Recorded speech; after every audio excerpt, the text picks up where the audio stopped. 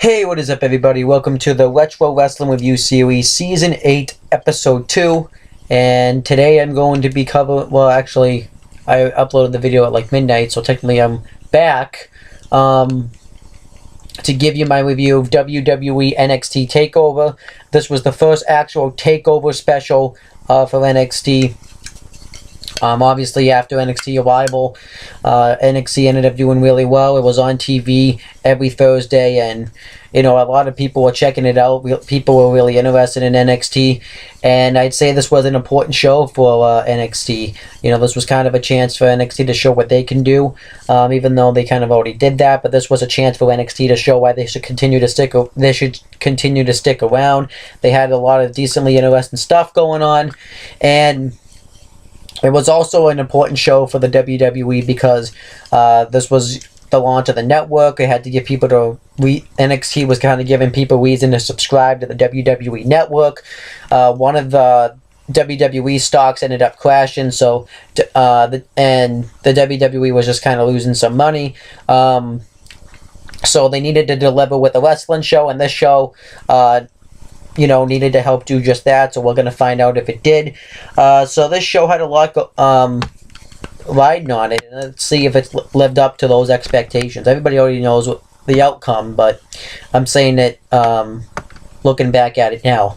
So let me go over some of the matches that are going to be on the show, but first, the way I'm going to do this is I'm going to review the preview show, the pre-show, both in one take. So I'm going to do the preview show in one take, and then the pre-show in another take, and then I'm going to actually review NXT TakeOver itself, and then NXT TakeOver Fallout. So I just want to make sure everybody knows that. So the matches that are going to be taking place on the show is we have a singles match. We have a NXT Tag Team Championship match. We have a NXT a number one contenders match for the an NXT Championship number one contenders match. We have a vacant NXT Women's Championship Tournament Finals match, and we have the main event. It's going to be an NXT Championship match. So if you look at this card on paper, it actually looks like actually a solid card. I'll explain the card when I actually get there. But now that I've gone through it, let's start reviewing the show. Okay, so first we had the preview show, and this was hosted by Renee Young. This was pretty much a way to preview NXT. And something that she said here that I actually didn't mention is a big reason why this was called NXT TakeOver was because of the fact that NXT was starting to take over. And I remember this. Everybody was talking about NXT. NXT was kind of starting to grow. This was obviously a new type of wrestling everybody was used to because NXT had come on the scene. Well, really, it was around, but in 2012 and stuff. But a lot of people started to see it once it was launched on the WWE Network, and a lot of people were talking about NXT. Like I said, it was a lot of the reasons why people were subscribing to the WWE Network at the time. Everybody loved to watch NXT, and that's a lot of the stuff people said that they watched that was on the WWE Network. So I think that's pretty damn interesting. But then she announces what the matches are going to be for this show, which I'm going to do right now. We have a match between Adam Rose and Camacho. That's pretty interesting. I'll get into that in a second. We have a NXT Tag Team Championship match between The Ascension and Kalisto and Al Local. We have a NXT Championship number one contenders match between Tyler Breeze and Sami Zayn. And we have a vacant NXT Women's Championship Tournament Finals match between Charlotte and Natalya. And then we have the main event of the show. It's an NXT Championship match between Adrian Neville and Tyson Kidd. So actually on this show on paper actually sounds like a pretty decent card. It actually sounds not too bad. But then the storylines actually make this show a lot better than what it actually was. Well, you get what I'm saying. So first they show the build-up for the NXT Championship number one contenders match between Tyler Breeze and Sami Zayn. And the reason why this match was happening was because these were kind of like the two top stars in NXT. So they wanted, to give them a chance to fight to have a match with each other and fight to get an NXT title match. Sami and they both had their own separate stories coming into this matchup. Sami Zayn had just come off his big loss against Cesaro at NXT Arrival. But he looked at it as a chance that it allowed him to get onus, and it allowed him to to a lot of people to put eyeballs on him. And he said he wasn't thrilled about the outcome, but he said sometimes you have to learn how to lose before you win, which I like that message. It makes him look like a nice underdog. And he talks about how he's busted his ass to all over the world to get to NXT, and he was going to bust his ass to get to the NXT Championship and to finally break through and get onto the main WWE roster.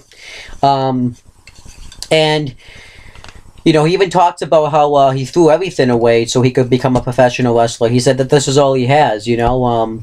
He mentions that he's probably been the worst brother. He's probably been the worst son of all time because he wanted to step in the ring with, he wanted to be able to do this. He said that this is to find who Sami Zayn is. So I like this. It kind of gave Sami Zayn a lot of a character. And I did kind of like how he tied in Tyler Breeze. He mentioned that him and Tyler Breeze aren't the same people. Sami Zayn likes to step inside the ring and show what he's capable of, and Tyler Breeze doesn't really like that. He thinks he's the supermodel, and all he does is claim that he's a supermodel and look at, and goes on his cell phone. That's not what Sami Zayn's all about, but we're going to find out who the best is at NXT TakeOver. So it was interesting. I liked Sami Zayn's take on it. And then obviously then we had Tyler Breeze.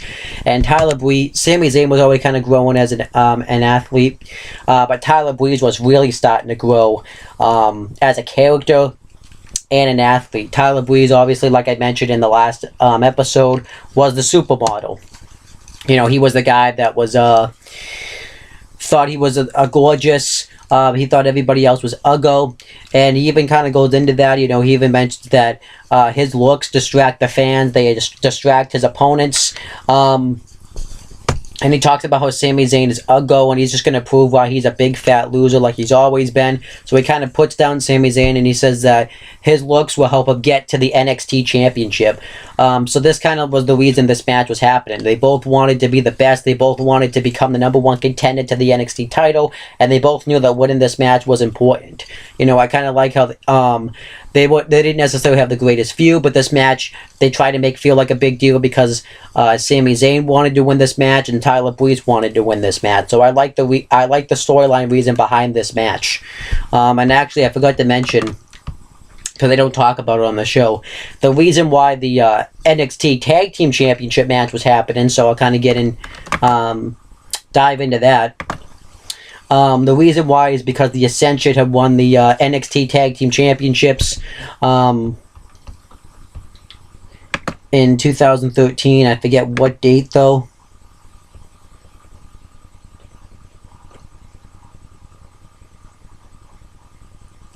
So they won the NXT Tag Team titles on the November 8th, 2013 edition of NXT. And they pretty much were, right now, the longest reigning NXT Tag Team Champions that still stands today in NXT history. Well, I should say WWE NXT history. They dominated all the tag teams. They pretty much eviscerated all of them. So they wanted a tag team to come up and face them, and Al Cal and Kalisto accepted that challenge. So not really a lot of reason behind this match. Just a match that was kind of there, but at least they got the NXT Tag Team titles included, so that's good. So whatever. So let me continue. Then it kind of starts to talk about the NXT Women's Championship Tournament Finals match build-up.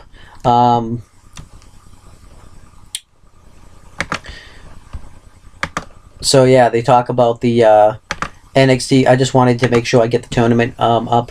But they talk about the NXT Women's Championship vacant the reason why this tournament was happening, and the reason why this was happening was because the original champion, Paige, was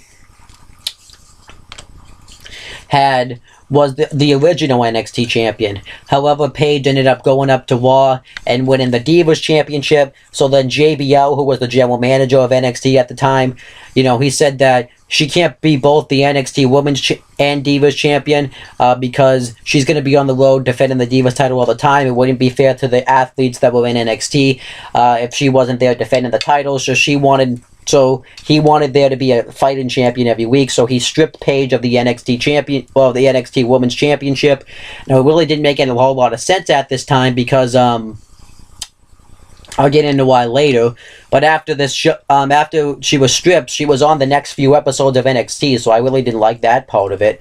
But then they decided to have this tournament to crown the new NXT Women's Champion. So obviously the two finalists ended up being Natalya and Charlotte. Natalya defeated Layla and Sasha in the quarterfinals, and Sasha Banks in the semifinals. Charlotte would defeat Emma and Alexa Bliss so Emma in the quarterfinals and Alexa Bliss in the semifinals. So this led to this finals match between Natalya and Charlotte. These two were kind of button heads to begin with. But what doesn't make a whole lot of sense about this either is they didn't want to have this NXT Women's title be leaving the NXT arena. Natalya at the time was on the main roster, and they were having her be in this tournament. So, yeah, kind of weird there. So, but anyhow, Natalya and Charlotte, though, were going to go at it for this title. At the time, Natalya and Charlotte were always kind of developing some sort of issue because they were claiming Charlotte was just running roughshod in NXT, disrespecting everybody, and Natalya got sick of it, and she was the one that helped coach Charlotte, so she wanted to have a match with her. The match originally got thrown out due to disqualification, so they had the match here, and then they even announced that Ric Flair, the Nature Boy, who's Charlotte's father, was going to be in Charlotte's corner. Natalya's uncle, Bret the Hitman Hart, was going to be in Natalya's corner. And they really did a good job of hyping this up. They had Bret Hart and Ric Flair cut promos about why Charlotte and Natalya are going to win. Bret Hart, they even kind of tied in the whole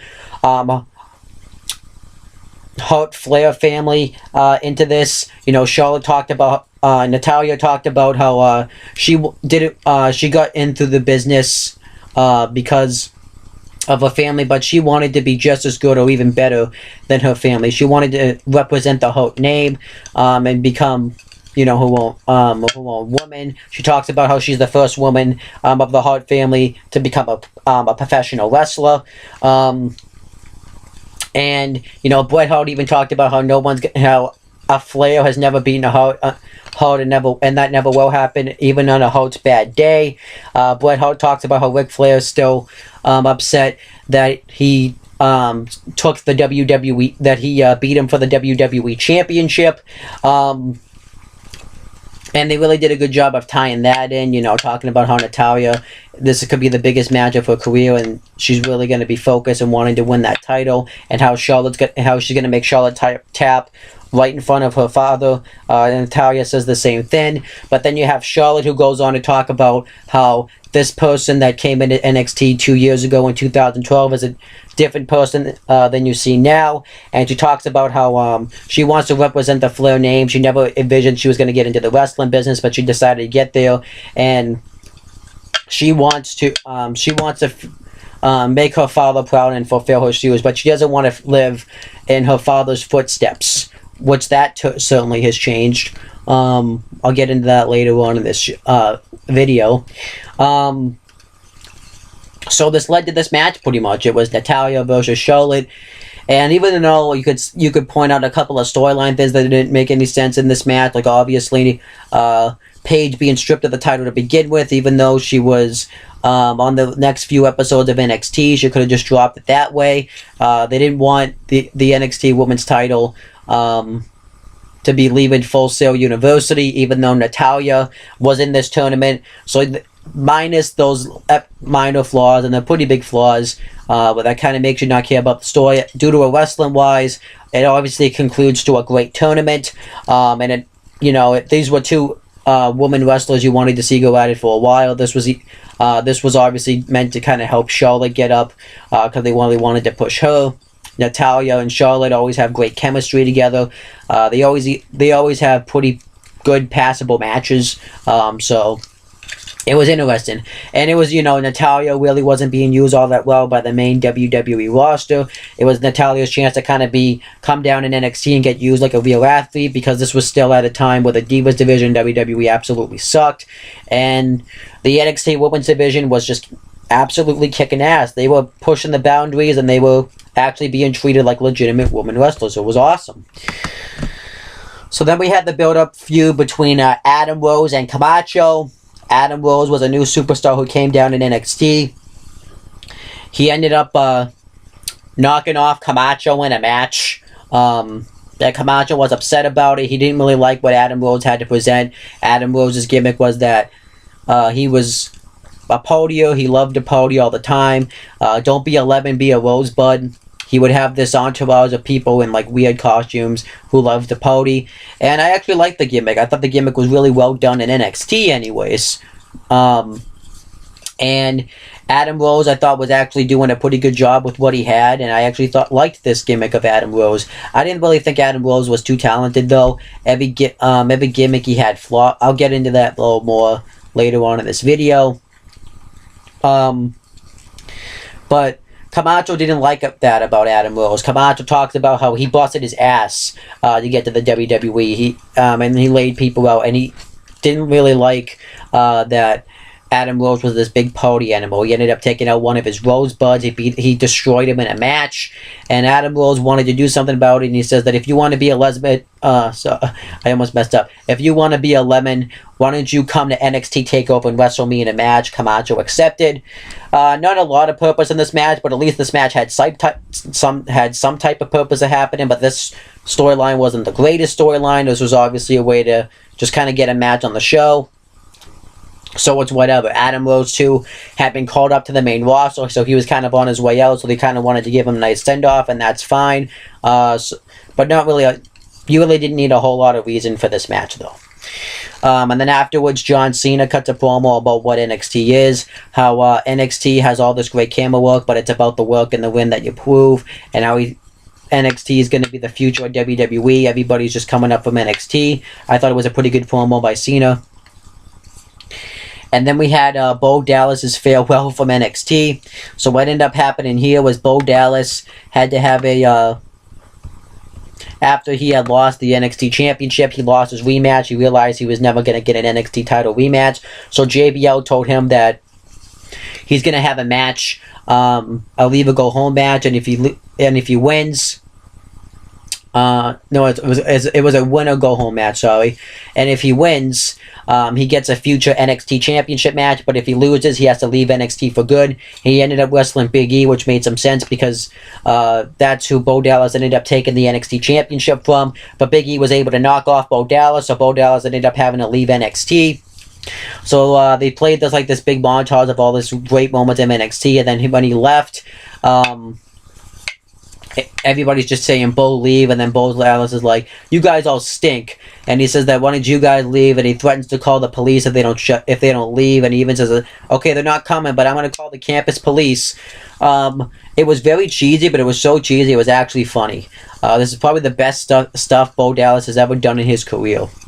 But he definitely sucked, though. And obviously the aftermath came. Bo Dallas would go on to do his thing on the main roster, and pretty much now just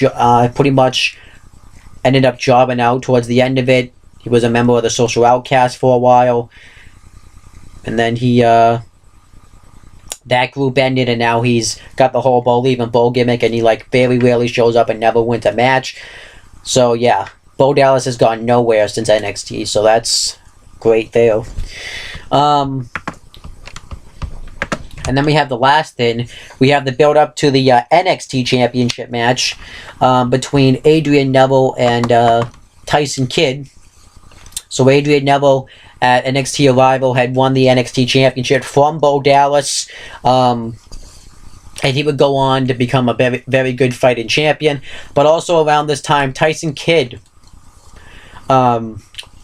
made his return to NXT, and he was stacking up all these victories, and he wanted to be a part of NXT because he wanted to rebuild his career, because everybody was calling Tyson Kidd irrelevant, just somebody, just a shot in the pan, or whatever it's called, how nobody would remember who he is.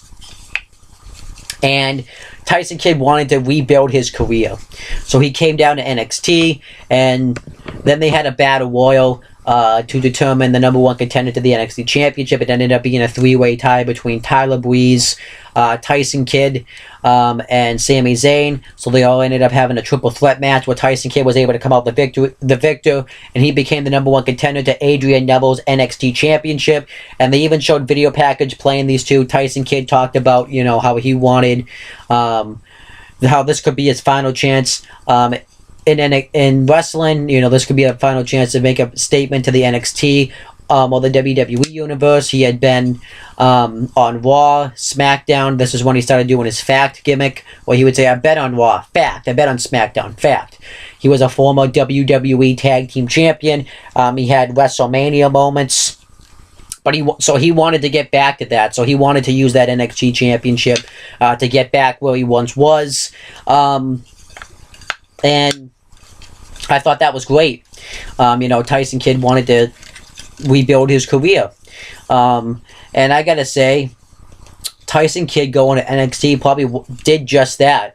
Because before he went to NXT, I always thought he was good in the ring, but he didn't really have like a strong mic skills. I thought he was very bland on the mic.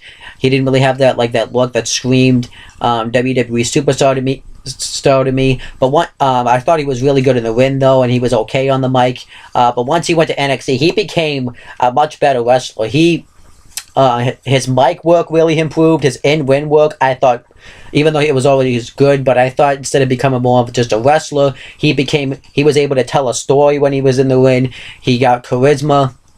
I thought going to NXT did wonders for Tyson Kidd. And then we have Adrian Neville, though, who was the NXT champion. And he talks about how now that he has the NXT champion, he thinks of that title as all the times he had failed and never was able to come out the big victory, but that one victory got him the NXT championship. He talks about how he's had to compete with different types of opponents like Bo Dallas and all the big superstars he's had to wrestle. And he said that Tyson Kidd's going to be a different type because Tyson Kidd's somebody that can do all this high flying, but he can also technically be very technical with you, so he's going to have to watch out for that. People compared him to a modern day version of Tyson Kidd. And he talked about how he's willing to fight to keep this NXT championship around his shoulder. So I really enjoyed the build-up of this feud you have. And they even used it by saying that he was just Natalia's husband because he's married to WWE Divas wrestler at the time, Natalya. Well, he still is, but it was called Divas at the time. So everybody would always say that he's just Natty's husband. So you had this match here between Tyson Kidd and Adrian Neville, and I thought the match made a ton of sense to happen. And it was, and this is where doing a face versus face match can work, because they made this match, I thought, personal but also more professional. So I liked that. Every match in this show wasn't necessarily a personal match. There was more matches on competitiveness, but you had Natalya versus Charlotte that had some personal stuff going back due to the Flair Holt family, and obviously because of the tournament and stuff. You had Adam Rose Camacho. That was an okay mid-card feud. The NXT tag title match didn't have a lot of story going on behind it, but it had enough. You had the NXT champion, #1 contenders championship match between Sami Zayn and Tyler Breeze that I actually thought had a decent story behind it because of both of the characters at play. And then you had the NXT championship match that was kind of personal for both superstars because Tyson Kidd wanted to get back where he once was. And then you have Adrian Neville who wanted to keep that NXT championship. So you don't always need to have those personal feuds, but these had more professional feuds, and that's okay too sometimes. So overall, the storylines going in the show I thought were very well done. Every match had some type of purpose for happening, and I always liked that. So going into the show, the storyline was very good. So let's see how the show ends up being now when we actually watch it. So I'm going to watch the pre-show now, actually. Okay, so now we had the NXT TakeOver pre-show. We had Renee Young, Paul Heyman, and Christian on the panel. I thought they did a phenomenal job on the panel. And what I liked about the panel is they actually had it outside where the NXT Universe could see them. I thought that was pretty interesting, actually. And it actually made the panel actually fun to watch, seeing all the fans be interactive about it, and it was fun. They even had like live microphones so the fans could hear them. I thought it was pretty cool. And obviously what I also loved about the panel was Paul Heyman being on it, because he's just such just such a great talker. I actually wish Paul Heyman could do every single panel that they've ever had, because that would just be awesome. But they had some things on it that were worth mentioning. They pretty much just hyped up all the matches that are going to be on the show. So Cesaro gets interviewed though about the Sami Zayn Tyler Breeze match, and he actually makes a cheesy joke where he says that this match is certainly not going to be a breeze for Sami. And he's like, pun intended. And at the time too, Cesaro was a Paul Heyman guy, so it was definitely interesting there. And yet, I've already mentioned where Cesaro went. I'm not really going to talk too much about that, since he didn't really have a huge role in the show. He talks about, though, like, Sami Zayn's strength. He says that his strength is that he listens to the crowd, but sometimes his weakness is that he listens too much to the crowd. He doesn't focus on actually getting the work done in the ring. And he even kind of shows that he's still a heel by saying that when Sami Zayn said you have to learn how to lose before you win, he taught him how to lose. And then when Ayan asks him what Cesaro said to him in the ring when they shook hands after the match, and Cesaro says something in French, pretty much meaning that he's just going to keep it between him and Sami Zayn. So I thought that was pretty interesting. And then it shows CJ Parker outside in the crowd, and he has a sign promoting that you should protect the planet by saying Planet B and stuff like that. They really didn't go anywhere though with CJ Parker. He pretty much was just a jobber, and they just jobbed him out any chance they got. I thought this gimmick could have worked if they had done something with it, but it didn't. So he pretty much was just jobbed out, and he was released in I think March of 2015. And then it shows a video package for Charlotte, talking about everything that she's done. It shows her coming into NXT in 2012, talking about her being the daughter of the Nature Boy Ric Flair, saying that she realizes she has a lot of footsteps to hit, and she wants to live in her father's footsteps, and she wants to make her father proud, that she's an NXT woman wrestler. And she kind of says a lot of the same things that she said in the first video package. The Nature Boy Ric Flair talks about how she's been voted an MVP and Athlete of the Year, and MVP of the women's cheerleading team, and talks about how he would be proud of her if she won the NXT Women's title. But it definitely does show here that she was definitely Ric Flair's daughter. So, yeah. And then it shows an interview segment where Michael Cole was interviewing Natalya and Tyson Kidd. And Michael Cole was asking Natalya if she's nervous at all about facing Charlotte for the NXT Women's title. It says that she is definitely going to be nervous, but she's going to put all that aside so she can get the job done and win the NXT Women's Championship. Tyson Kidd talks about how everything has been leading him to this moment because of he needs to win this match more, or else he becomes a Never Was. Because Adrian Neville, if he loses, all he is a former NXT champion, and he can just end up regaining the belt at some point. He's still young; he doesn't have a lot of years. Well, he doesn't say that, but he says that this could be his last chance in WWE. And then Michael Cole asks him if, saying that he watches Total Divas and he has a huge ego on that show. And Michael Cole asks him if Natalya wins, and actually Natalya actually had started to defend him, and Tyson, Michael Cole says, you're actually proving his point, but because he can speak for himself. But but Michael Cole asks Tyson Kidd if he's going to be supportive of Natalya if she wins her match and he loses his, and he says that he will because in the business, family's bigger than any match or anything, and he says that he'll be upset about it originally, but he'll support Natalya. And then he says, Michael Cole says that you had a knee injury, and that injury. He even talks about that, says that he's going to put all that aside. But if the Tyson Kidd doesn't win, then that's it. There's no second chances, and there's nothing. And then Tyson Kidd says that he realizes that. That's why he is going to win the NXT Championship at TakeOver. And then that was it. I thought this was a really good interview segment here. I thought Michael Cole was great. I thought Tyson Kidd was great. And I actually thought Natalya was great, being that defensive wife. So I thought this was good. And then next, Adam Rose and the... Rosebuds or the Exotic Express arrive, and you know Adam Rose comes out, and a bunch of his Rosebuds, because this is what he used to travel with, and obviously the Rosebuds would just be indie professional wrestlers, just all dressed up like indie wrestlers and stuff. But some wrestlers that we saw here we recognize from today's WWE, and I'll mention them and where they've gone. You know, you have Becky Lynch, who's gone on to have great matches in NXT. She went on to steal the show against Charlotte and Sasha Banks at NXT. At WrestleMania 32. She went on to become the first ever SmackDown Women's Champion. So obviously Becky Lynch has had a decent success. We also had Carmella, I believe, was there.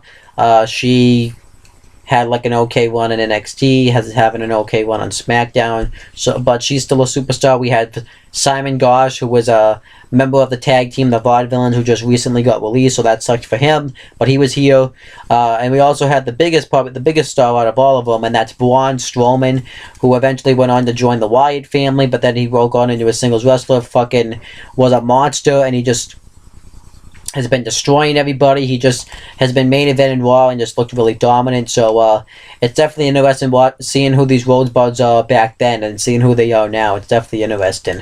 But that was the pre-show. I actually thought the pre-show was fun to watch. I thought Paul Heyman was great. Actually, he had a good line after the whole Michael Cole interview when he said that this September airing on the WWE Network will be couples counseling and then divorce court with Michael Cole, when he actually makes fun of him for it, and I thought that was hilarious. But overall, this was a very fun pre-show. I thought it did a good job of hyping me up to want to watch NXT TakeOver, and I actually thought this was just a fun pre-show. You know, having it outside definitely helps. Paul Heyman being on it was great. I thought Christian did a good job on the pre-show, and Young did a good job, and they had a lot of fun segments on this pre-show, so it was good.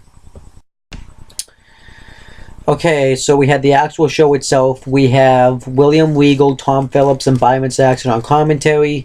Pretty okay commentary team. Tom Phillips sucks. William Regal's really good. Byron Saxton, I think, is good on commentary, but I thought he was okay at the time. You know, it obviously took time for him to improve, but, you know, he, I think, did pretty well. He's definitely a workhorse. I'll give him that, too. But obviously William Regal will go on to become the general manager of NXT, and he helps scout the talent now in NXT. Tom Phillips now is still on commentary for NXT, but now he does commentary for SmackDown and 205 Live.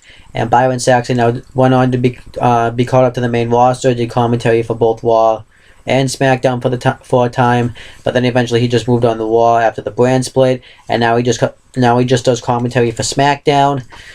So yeah. But we had the first match on the show. It was Adam Rose versus Camacho. Not really the most riveting match, it doesn't sound like, but Adam Rose is still outside Full Sail University. He makes his entire entrance and he comes right through the crowd. Probably one of the first like special type of entrances you ever saw at an NXT special event, ironically enough. You know, he has the match with Camacho, and the match I thought was fine. You know, it wasn't anything special, but it was a fine match and fine opener. I didn't think it was anything. It wasn't anything special though, but it was fine. It was actually fun. You know, Adam Rose wasn't the most talented wrestler in the world, but he was fun. You know, everybody loved Adam Rose in NXT. I think I loved him myself in NXT. I had fun watching him all the time. And I think what happened is he was kind of one of those examples of like a character that got over in NXT, but it didn't translate over to the main roster, because you have those fans down in NXT that, you know, watch other indie companies and can adapt quicker to these characters than like a casual fan would. And I think that's what the problem is, what the disconnect is with this character in NXT than to the main roster. So I don't know, like, how they, so I don't know, it's still a problem that they have today, I think, with NXT. But this match I thought was fun. Camacho in the beginning got Adam Rose into a full Nelson, and Adam Rose twerked to get out of it. I'm not making that up, that happened. Adam Rose crouches himself on Camacho like he's holding him like in a relationship stance, which I thought was really funny. But eventually Camacho just starts beating up Adam Rose. He hits a butterfly suplex on him. Adam Rose kicks out. He hits a big boot on him. Adam Rose kicks out. Then Adam Rose starts to make his comeback. He hits a Bronco Buster in the corner and a Pouty Foul for the win. And afterwards he dances with the Rosebuds. And, you know, I thought the match was fine. I thought it worked. You know, it's a match that didn't really need to go all that long. It's a match that did what it needed to do, and, you know, it was a fun match. But the aftermath kind of pisses me off a little bit about this match. Obviously, Camacho, I believe, like, about a couple of weeks later, would go on to be released from the WWE, and I believe he ended up going to TNA for a while, and I don't even know where the hell he is now. And actually, Adam Rose, he went on to become part of the main roster. He went on to try this Rosebud gimmick, but it didn't work, mainly because the WWE got really goofy with it. They focused more on that bunny who was out there tonight than actually Adam Rose himself. Then eventually he stopped doing the podium gimmick. He became someone that wanted to poop on people's podies. I don't make this stuff up. This happened. And then eventually that didn't work. They tried doing I'm actually looking up just to make sure. He would appear in NXT a little bit more.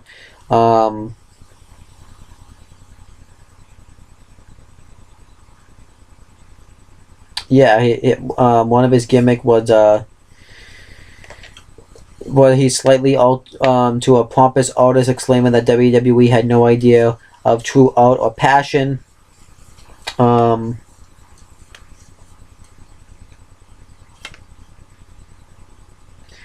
He started sending cryptic messages about how he wanted to put smile on people's faces, and it didn't work. He debuted the Rose Bush, where he would talk about all the dirt in WWE that was terrible. He formed the Social Outcasts. Then eventually he was, on April 16th, 2016, WWE announced that Rose was suspended for 60 days after his second violation of the company's wellness program. 4 days later, on April 20th, Rose publicly addressed his suspension. I'm reading all this off Wikipedia. Suspension is not right, saying, "I did not know anything. Saying I did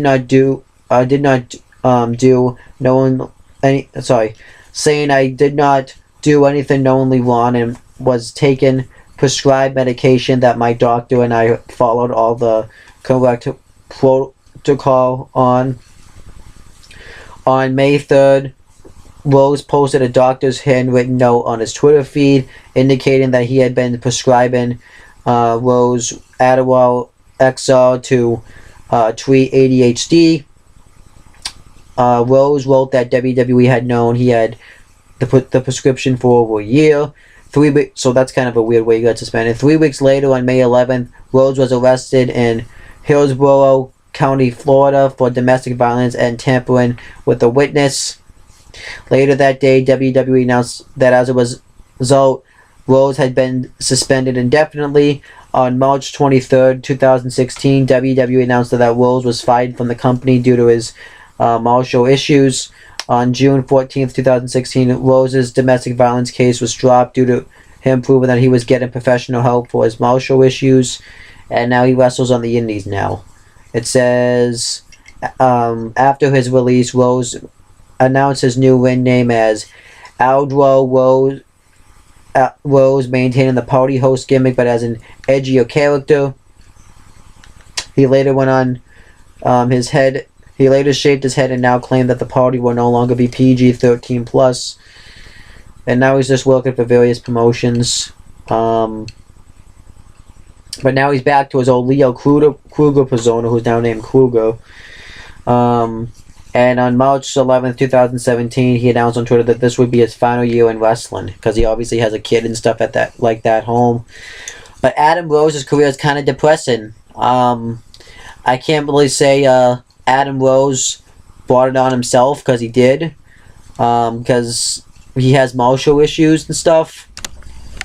But I also look at it like this. The party character, he did pretty well, but it wasn't the greatest character. But with all the other stuff they've given him, it flopped. And yes, you could say that the character itself flopped, but he didn't make anything out of that character. He is somewhat the reason the character flopped, and that's what you have to kind of learn in the wrestling business. So I think that's what happened with Adam Rose, is he just wasn't that great at getting the gimmicks themselves over, so that's why they kept giving him new gimmick after new gimmick. And he wasn't that great in the ring. Like, once you kind of look past the Rosebud thing, he's alright in the ring. When he was doing the cryptic messages and stuff, he wasn't that great on the mic, in my opinion, and he just didn't really have that, like he's not something I wanted to see. I definitely think that the WWE fucked him over, but I think he also kind of fucked himself over, so it's kind of a, mixed in. I think it's a lot on him, because he just he just couldn't get the gimmicks over that they were giving him too, so it can be frustrating. So I think a lot of it has to do with Adam Rose. So that's kind of where they both went from this match. Nobody benefited from this match. Camacho was gone. Like I said, Camacho was gone within 2 weeks, and Adam Rose isn't in the company anymore. So both these superstars are not in the WWE anymore. So this match went nowhere. But overall, the match was fine, I guess. Next was an NXT Tag Team title match. NXT Tag Team Champions, The Ascension versus El Local and Kalisto. Oh my gosh. I'll just say this right now. Wow. How did I not notice the level of suck The Ascension were? They sucked. Oh my gosh. The match itself was alright. Mainly because of fucking Kalisto, because of his selling, and he actually pulled it together in this match. Ironically enough, this match wasn't all that great, though. I'm not going to really break it down because it really doesn't deserve it. But Kalisto was actually the best part of this match. You have the Ascension dominating Kalisto, and he's actually going out there and actually selling pretty well. He was actually the best part of this match. He was hitting some nice high-flying moves. When Connor from the Ascension kept bouncing him off the ropes, he sold that really well. He was actually doing really well. The Hurricanrana off the top, the roll up into the kick to the head. Kalisto was actually pulling it together with this match. He was actually the MVP of this match. He's actually the reason why he actually saved this match from sucking, in my opinion. El Local, come on. El Local fell flat on his face. That has to be like, I don't mean this in disrespect, but that has to be like the fattest luchador I've ever seen in my fucking life. Holy shit. Like when he hit the springboard cross body, he botched that, he slipped off the top rope, the fucking moonsault he hit looked like shit. Like, El Colau sucks. I shouldn't say he doesn't suck. He had one move that he hit that I like, where he hit like a Pele out of the corner. But he wasn't like very, very sloppy in the ring. He wasn't the greatest. The Ascension sucked. Kalisto saved this match. Kalisto has actually hit some nice moves. He was actually selling the way he should. So I can kind of see why they had Kalisto tag up with a different partner, because El Cal, he fell flat on his face. Now, ironically enough, all these three of four of these competitors, they fell flat on their fucking face. So I'm actually gonna commend Kalisto here, because he saved this match. And it pisses me off, kind of. But anyhow, I'll just say the finish. The finish was when the Ascension hit the Fallen Man and El Colel and retained... Sorry, let me say that again. The finish was the Ascension hit the Fallen Man and El Local for the win, and they retained their NXT Tag Team titles, continuing their dominance in NXT. That shouldn't have happened. This was kind of when the Ascension... They were just kind of spinning the wheels with them, because they didn't even have a lot of teams to face, and they just sucked in general. So why would I want to fucking see them wrestling it on the WWE Network or on my fucking television?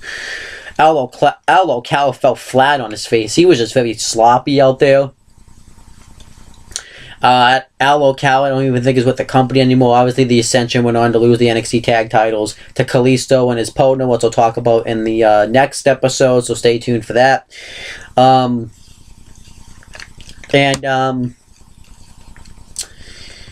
Who else? What else? But the Ascension would get called up to the main roster, and continue to suck. And Kalisto would stay in NXT, hold the NXT tag titles, and then eventually he got called up to the main roster. And Kalisto actually did decently well in the beginning. You know, he was in a great tag team. He had a spot where he hit a Salida del Sol through a ladder. He won the United States title twice, and now they've just kind of lost their way with Kalisto. He gets raped by everybody on the roster now. Like, what the fuck? This kind of pisses me off. And I'm not saying Kalisto can be should be WWE champion. I'm not saying that at all. But I'm saying Kalisto could have a spot on the roster. You have a cruiserweight division. Put him in the fucking cruiserweight division. You have him on Raw with the cruiserweights, and you're having him get raped by Braun Strowman. I mean, he's literally having a dumpster match with Braun fucking Strowman where he's going to get squashed, where you could easily put him in the cruiserweight division.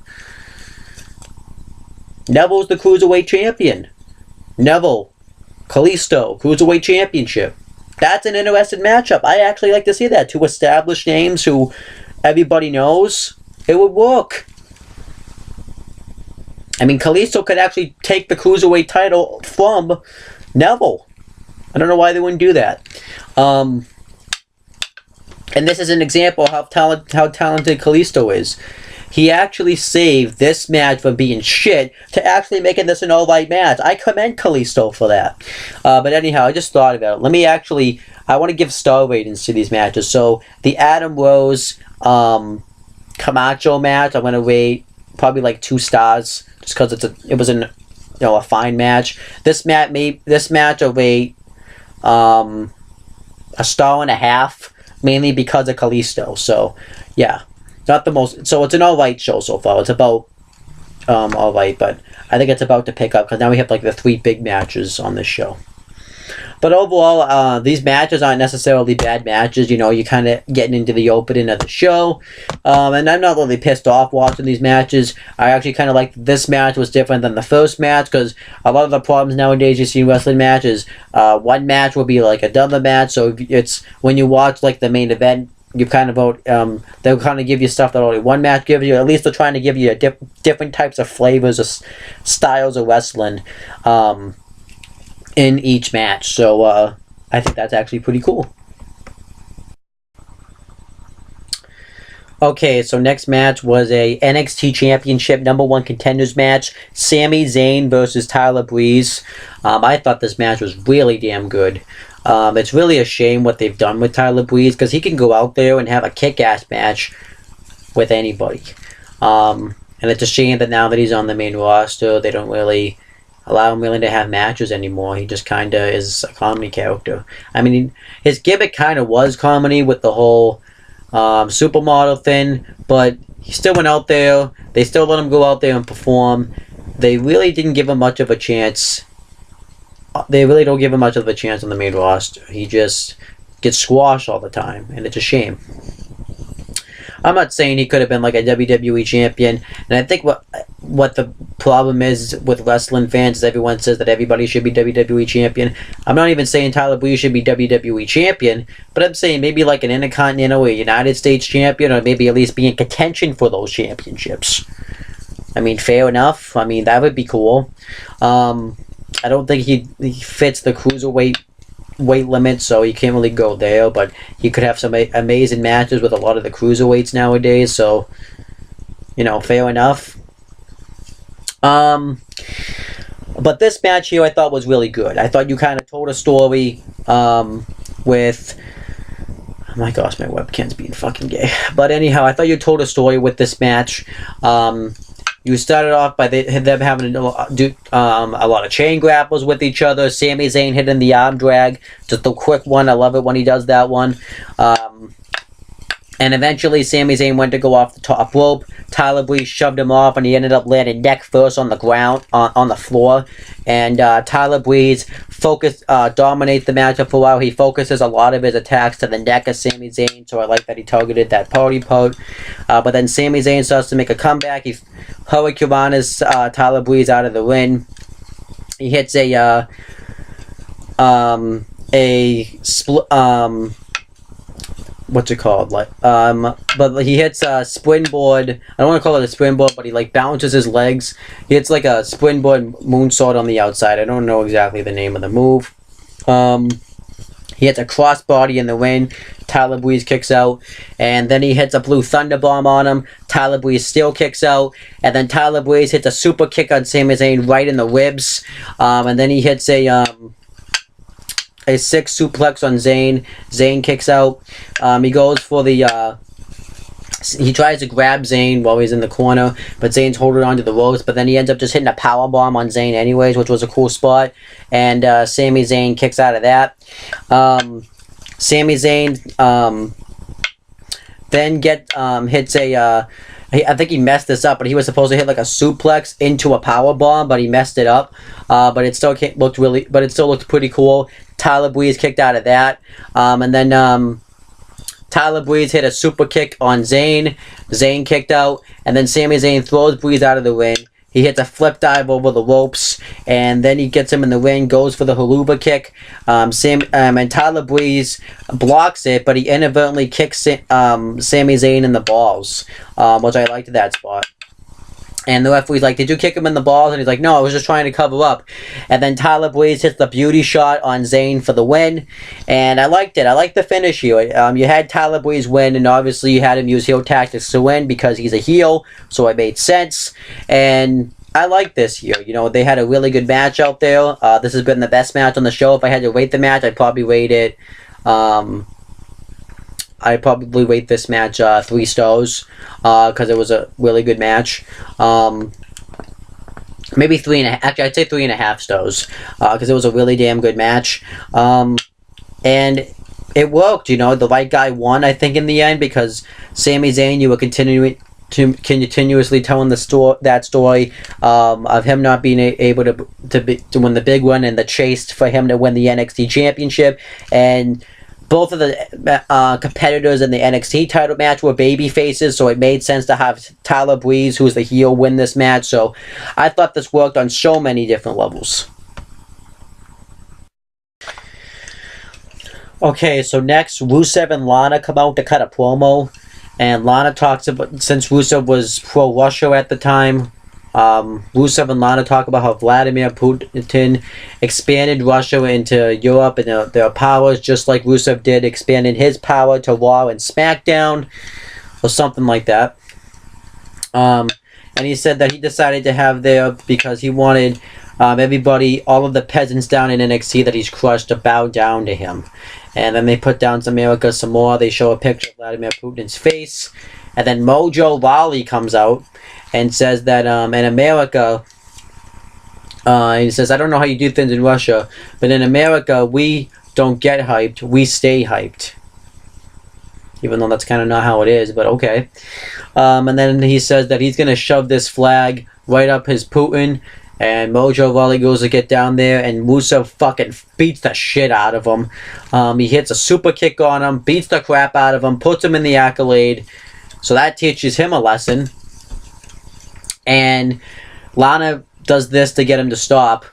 But he wasn't done. He throws him out of the ring, takes him up to the ramp, fucking puts him in the accolade up there, and he teaches this motherfucker a lesson. You don't mess with motherfucking Rusev. And I'm glad Mojo Rawley got taught a lesson. Apparently they didn't teach him enough of a lesson because he went on to win the fucking Andre the Giant Memorial Battle Royal at WrestleMania 33 because of Gronk. So now I propose this, WWE.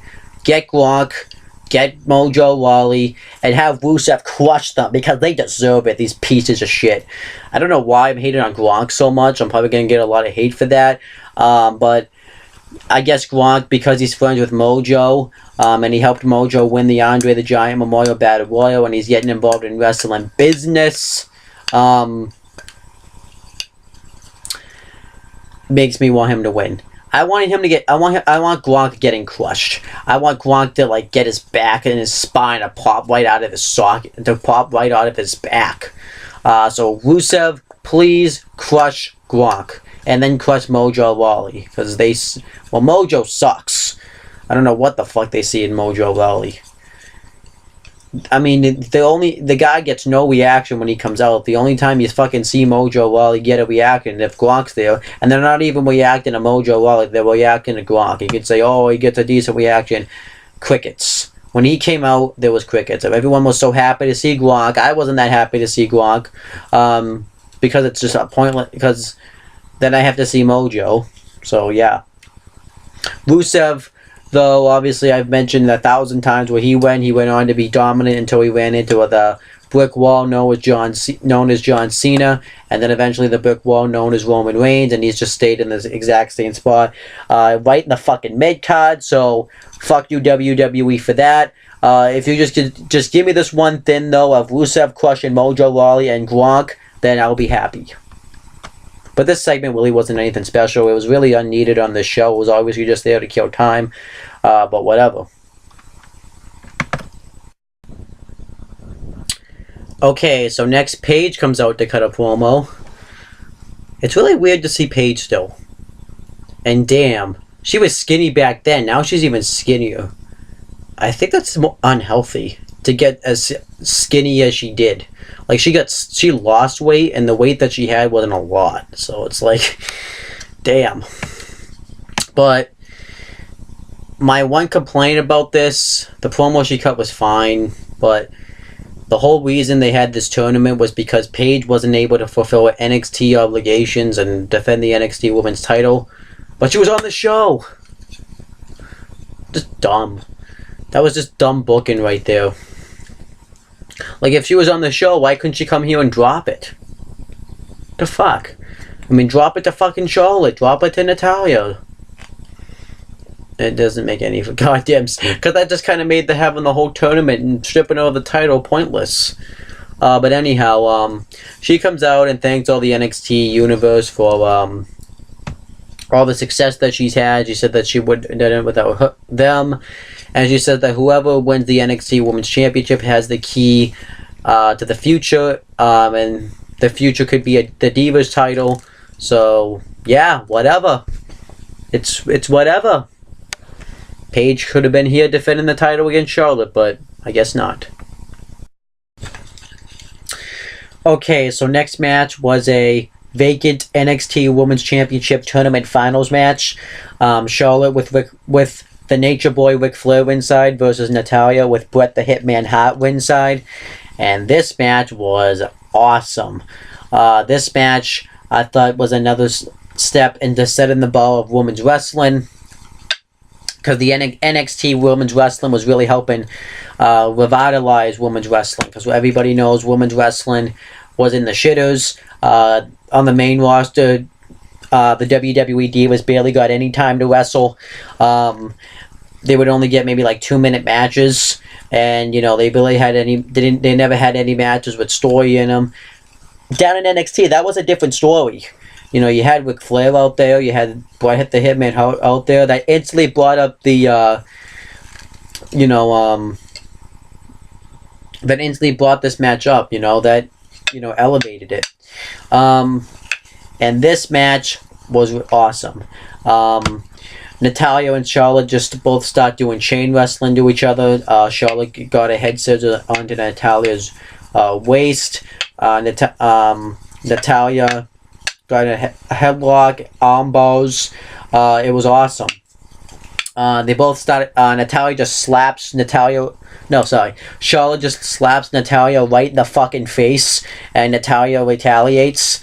And Charlotte ends up kicking Natalia in the back of the head. She hits a chop on her. Natalia retaliates by hitting a chop herself, and she gets a head scissors sleeper hold onto Charlotte, but Charlotte counters into a backpack stunner, which was actually a good name to call it by Tom Phillips. And even though I don't personally care for him, I will give the devil his credit. And Charlotte pretty much dominates the matchup for a while, but Natalia starts to make a comeback. She hits a German suplex on Charlotte. She throws her out of the ring. Natalia goes to go after her, but Charlotte ends up hitting like a cork, taking out Natalia's leg, and she falls off the apron. So Charlotte dominates the matchup some more. She goes for a moonsault. Natalia moves out of the way. Natalia hits a discus clothesline. Charlotte kicks out. Natalia hits a suplex. Charlotte kicks out. She gets Charlotte into the sharpshooter.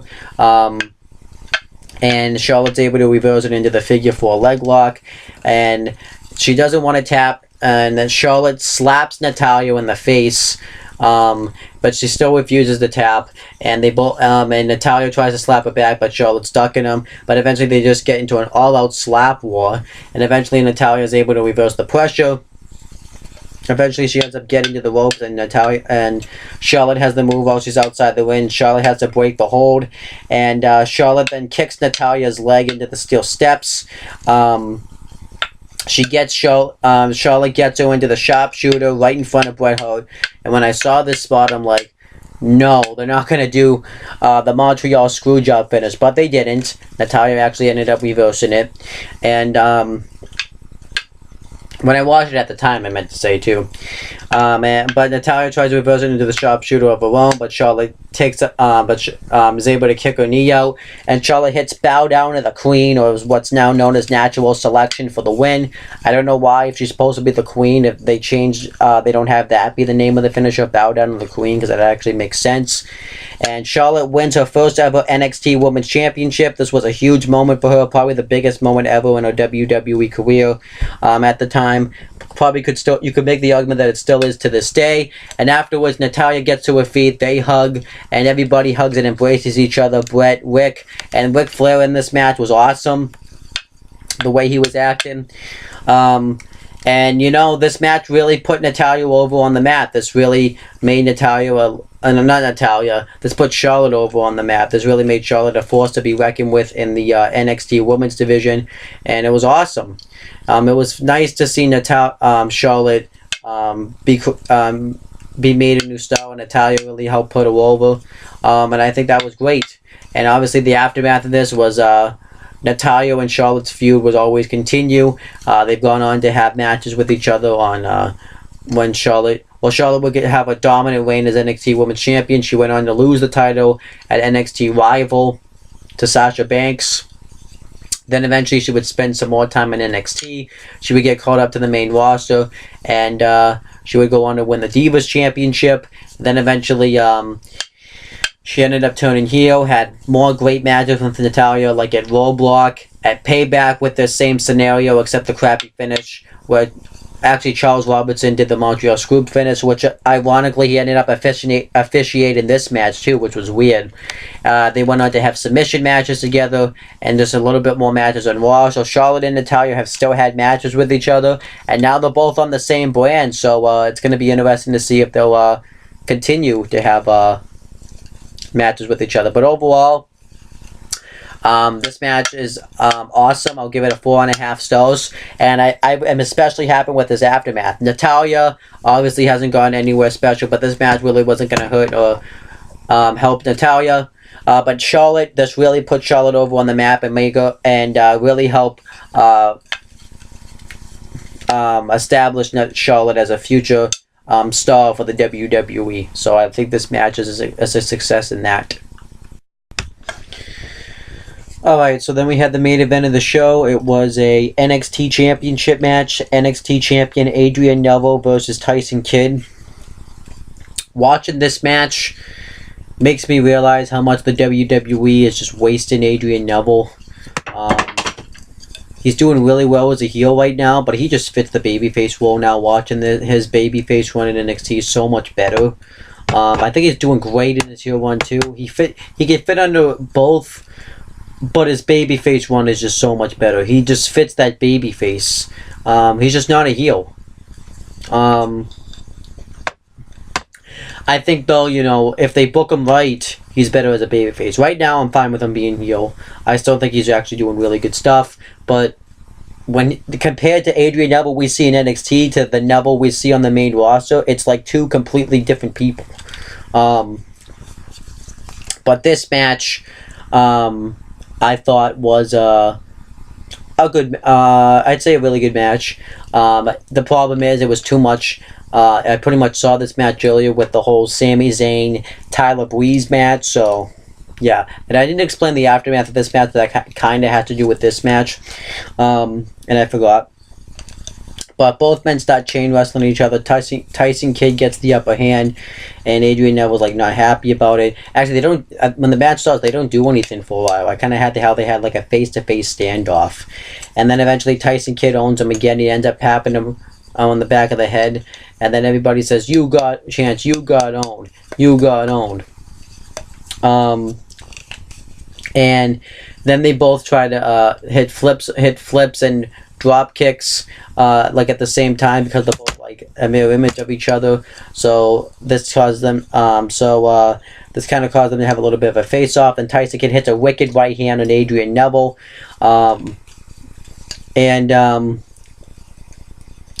then he dominates the matchup. He puts Neville into the trio roll position. He kicks him in the spine 3 times, and he hits a drop kick right to his head. And Tyson Kidd really dominates the matchup, really takes control. He throws Neville out of the ring. He drop kicks Neville out of the ring, and then he hits a flip dive over the top rope. And he covers him. Neville kicks out, and then he tries to go off the top rope for an elbow drop. Neville is able to superplex him. No, he's able to hit a arm drag off the top rope. Then he drop kicks him out of the ring. He hits a flip dive over the top rope, and he hits a flip dive, and then Adrian Neville and Tyson Kidd just start going back and forth in pinfall exchanges. Adrian Neville hits a springboard forearm. Tyson Kidd gets him in the sharpshooter, but Adrian Neville's able to get out of it. Adrian Neville suplexes himself and Tyson Kidd out of the ring, which was awesome. Tyson Kidd hit the flip leg drop, a swinging neck breaker, and he ends up hitting a sit-down suplex. Tyson Kidd actually tried to hit a power bomb off the top rope, but Adrian Neville, a sunset flip power bomb, but Adrian Neville landed on his feet, and he ends up hitting one himself. That was awesome. Actually, Tyson Kidd's reaction to it was really cool too. But eventually, Adrian Neville hits a hurricanrana off the top and the red arrow for the win. And I thought a really good match. And then and actually Tyson Kidd even got him into the dungeon lock, which was cool too. And afterwards, Adrian Neville wants to shake Tyson Kidd's hand, thanking him for a great match, but Tyson Kidd's just all disappointed that he lost because it was a win that he really needed, and he walks off. And that was the end of the actual show. Now I'm going to cover the fallout portion of this show. Okay, so then we had NXT TakeOver Fallout, and we had the same people on commentary. Pretty much what they did was they just kind of gave their final thoughts about what they thought of the show, and then we had the panel of Renee Young and Paul Heyman, and they pretty much talk about what they thought of the show. And when Renee Young asked Paul Heyman what he thought of it, he said, Well, don't ask me. I was paid to come here. Ask what the WWE Universe thinks, because that's what it really matters, which I thought was hilarious. And then first, Triple H comes out and gets interviewed, and he talks about how the reason this is called NXT TakeOver is because NXT took over. The NXT Universe was talking about NXT, and they really gravitated towards NXT. They, he talked about what his favorite matches were, and he said that, and when Paul Heyman said that's really up to the fans were the ones that stole the show. So he was, and then he gets asked when he's gonna host another show, and he said that they plan to do it at the end of the summer, beginning of fallish, which was kind of funny. He said that. And then Sami Zayn gets interviewed, and he talks about, how he's happy that the NXT Universe supports him, because that's what keeps him from doing what he... that's what makes him... that's what keeps him from doing what he's doing. And he said that he's happy that he's getting a huge reaction to Europe, because that shows how much the NXT brand is going. And then Adam Rose and his Rosebuds come out, and he said that he's being grumpy. So he tells Sami Zayn not to be a lemon, be a rosebud, and him and Sami Zayn dance together. I thought it was actually pretty funny. And then Natalya gets interviewed, and she talks about how this was the toughest match in her career, and she said that she brought it all to the table. They believe that she was the best, and tonight Charlotte brought it. Charlotte comes up and says that, and she gets asked a few questions. Who does she want to defend the title against first? And she said, I'll probably defend it against Bayley. Then she gets asked what a strategy was, and she said that she didn't have a strategy, but when she saw Paige hold the NXT Women's Championship, that made her want to be the NXT Women's Champion. Then she leaves, and then Paul Heyman's trying to get Natalya to jump her, which I thought was hilarious. And then the last person, then Tyson Kidd gets interviewed, and he doesn't even go and hug his wife Natalya, and Paul Heyman's asking him how he feels about that he lost, and Tyson Kidd doesn't say anything, he just leaves, and Natalya gets pissed at Paul Heyman because she says that him and all the wrestlers are professionals, and he was just a little caught up in the moment. And Paul Heyman says that Natalya is again proven that she is the one that's usually speaking for Tyson Kidd. And then we had the final interview. It was Adrian Neville's interview, and Paul Heyman offers to let him sit in his chair, but before he can say anything, Tyler Breeze comes out and says, remember me, I'm the #1 contender, and then he leaves. And then that was the end of the Fallout show. I enjoyed it. I thought it was fun to watch. It was very fun and interactive, so I thought it was fun. Now let me kind of mention the aftermath of the two of what happened with the NXT Championship #1 Contenders match and the NXT title match itself. So eventually, this led to another NXT Championship match between Adrian Neville and Tyson Kidd, where Adrian Neville would go on to win. And Tyson Kidd ended up turning heel on Sami Zayn, and him and Sami Zayn feuded for a little while, where Sami Zayn would knock him off in matches. Then eventually, Tyler Breeze ended up cashing in his #1 contendership, which he lost due to interference from Tyson Kidd. And then William Regal was made the general manager of NXT. He made a Fatal 4-Way match for the NXT Championship match between Adrian Neville, Sami Zayn, Tyler Breeze, and Tyson Kidd, in which Adrian Neville would go on to retain his NXT Championship. But Sami Zayn was just upset that he could never hold the NXT Championship. So this led to Sami Zayn versus Adrian Neville at NXT TakeOver Our Evolution for the title. Was Sami Zayn would go on to win the championship. Tyson Kidd would kind of wrestle on NXT. Then he eventually got called up back to the main roster. Formed a tag team with Cesaro, and they won the WWE Tag Team Championships together. Lost them at Extreme Rules. And but then eventually he ended up getting injured. He ended up getting a broken neck, and he hasn't wrestled since. He probably will never wrestle again, which is sad. So this ended up being Tyson Kidd's last big run with the company, and I actually thought he went out in a pretty good style. Tyler Breeze, I kind of already mentioned it. He went on to have amazing NXT TakeOver matches, and then he eventually got called up to the main roster, where he ended up doing jack and shit. Sami Zayn won the NXT Championship, ended up getting injured, came back, wrestled one final match in NXT, got called up to the main roster, kind of floundered there for a while. Adrian Neville became the longest reigning NXT champion at the time. I believe he's like the second longest reigning NXT champion in WWE history. And then eventually he went on to be called up to the main roster, kind of floundered for a while. But now he's like the face of the Cruiserweight division. He's the big heel there, which is awesome. He's right now the Cruiserweight champion. And that's about it. So from those two matches, I feel decent about it. Obviously Tyson Kidd makes me sad because it sucks to watch him fight to see what happened with his injury. I feel pretty good about Adrian Neville and Sami Zayn because they've gone on to become decent stars. More so Adrian Neville than Sami Zayn. And Tyler Breeze pisses me off to see where he's at in the WWE. So, yeah. Alright, so my overall thoughts on the show is I actually really enjoyed going back and rewatching it. I actually haven't watched this show in 3 years because it's been a while since I've actually watched it live. I actually haven't watched it since I've watched it live, actually. And I believe, actually, I was just thinking about this, that this was the first show that it aired after I graduated high school. So in a way, this was like WWE's graduation present to me. Not fucking Payback. That show sucked.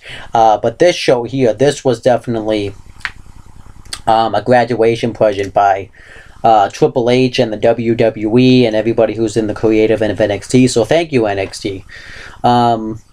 But yeah, I really enjoyed watching this show. If I had to rate it, I'd probably grade it a 7.5 out of 10. I think it's actually a good show here. The reason why I'm not going to grade it higher is because compared to other NXT shows, this is just good. This was the first ever takeover, and boy, WWE was taking over because NXT continued to take over after this, and I'll talk about that more when I start reviewing more of these NXT specials. But I really had fun watching that opening match. That match was fun, and it was a nice, solid match. The NXT Tag Team title match was alright. The pre-show of NXT I thought was really fun, and the way they set up the pre-show was really cool. I liked the NXT Championship match, the number one contenders match anyway. I liked the NXT Women's Championship Tournament Finals match, and I really enjoyed the main event. I'm actually going to go over my star ratings because I didn't do them all. Adam Rose versus Camacho, I'm probably going to rate 2 stars. The NXT Tag Team Championship match, I'm just going to rate a 1.5, mainly because of Kalisto. The NXT Championship number one contenders match, I'm going to rate 3 stars. Actually, no, probably 3.5 stars. The NXT Women's Championship, the vacant NXT Women's Championship Tournament Finals match, I'm going to rate 4 stars. And I'm going to rate the main event 3 stars. Just because it was too much like the NXT Championship number one contenders match, like I mentioned. So the best match on this show was the vacant NXT Women's Championship Tournament Finals match, and the worst match on the show was the NXT Tag Team Championship match. So yeah, that's pretty special there. But what hurt the show from being great was they had a lot of weird stuff like they had some weird stuff like that whole Rusev Mojo Rawley segment was really unnecessary. Paige being on the show was unnecessary, especially considering the fact that the whole reason they stripped her of the NXT Women's title was because she couldn't defend it. When she was on this show, she could have easily defended the NXT Women's Championship against Charlotte or Natalya in a triple threat, or against one, or at least against one of them in a one-on-one match. It really didn't make any sense. So yeah. Overall, I really enjoyed watching this show. And it obviously continued to help NXT progress, so I think that's really cool. So, again, I'll just say the star ratings again. The singles match, 2 stars. The NXT Tag Team Championship match, 1.5 stars. The vacant NXT, the women's match, actually, no, not the women's match. The NXT Championship number one contenders match, 3 stars. The women's match, 4 stars. Actually, no, I got this one. Let me say it again. So I'm going to repeat it one last time. The singles match, 2 stars. The NXT Tag Team Championship match, a star and a half. The NXT Championship number 1 contenders match, 3.5 stars. The women's match, 4 stars. And the main event was 3 stars. So I hope you guys really enjoyed this video. Make sure to like, comment, and subscribe. And I'll talk to you guys later. And make sure to subscribe to all the other channels down in the description box.